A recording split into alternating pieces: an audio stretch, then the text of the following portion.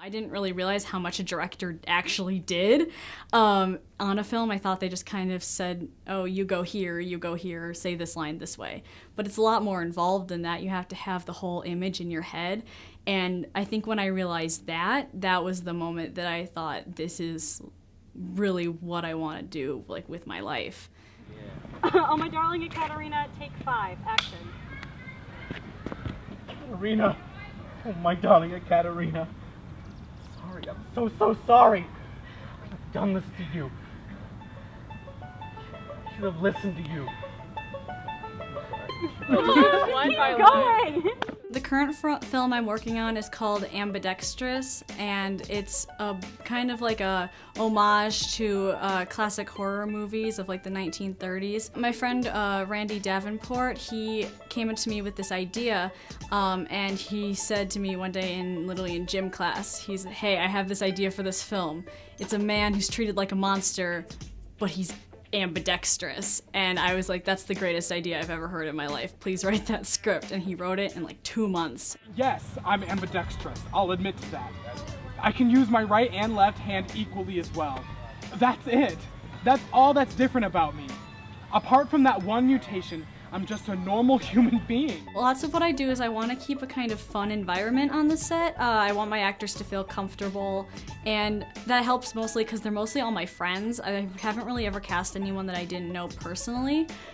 So it helps to have a fun environment with that. We kind of goof off behind the scenes, and like in between takes, like I let them, if they mess up, I'm not too harsh on them because I know that that can be really stressful. As a person who does theater, I know that it's really stressful to have a director yell at you. This film has been more difficult than lots of them because the costumes are more time period, whereas the other films that I've made have all been modern. We got some costumes from Stebens, and we got some costumes from my speech teacher at school. I try to have a variety in my films. I want the costumes to show the characters, and I like the sets to also be kind of near perfect. Like, I don't want to make do with, oh, this is good enough. I want to be, this is good. I like to have a lot of practical effects in my films. Obviously, we don't really have a budget for special effects anyways. Since I have a theater background, most of the time we rely on really practical things like special effects makeup or a smoke machine hidden behind a curtain to create an atmosphere, or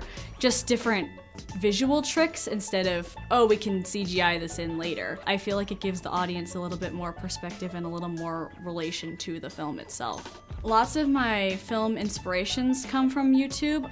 Like there's a YouTuber called Kick the PJ, and then this other guy named Bertie Gilbert, and they have a lot of like experimental films, and they've been really big proponents of modern filmmaking and saying, hey, you don't need to be sponsored by a huge production company to make a good film. You can get your friends and your camera and just get some weird light bulbs and just make a weird plot. And I find that really inspirational, kind of like opening a new door, realizing that I could just do whatever I wanted with film. Like, I didn't have any set boundaries. It used to be there was no place to distribute the film unless you went to a film festival and submitted it, or it was like a major production company. But now you can just put stuff on YouTube and get an instant response, instant comments from people, share it all over on any social media, and everyone can see it.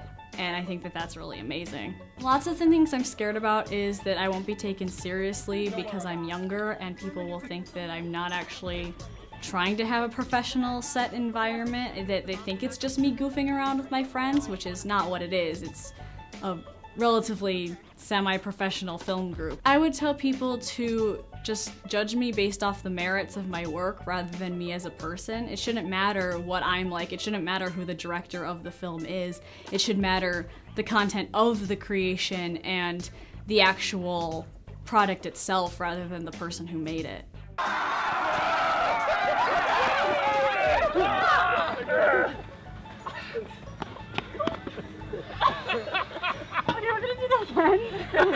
My future plans is I hope to go to Columbia College Chicago and major in film directing, since I figured out that that's really what I want to do with my life, and I kind of write on the side, like dabbling, so I want to continue to do that. But right now I just want to graduate high school.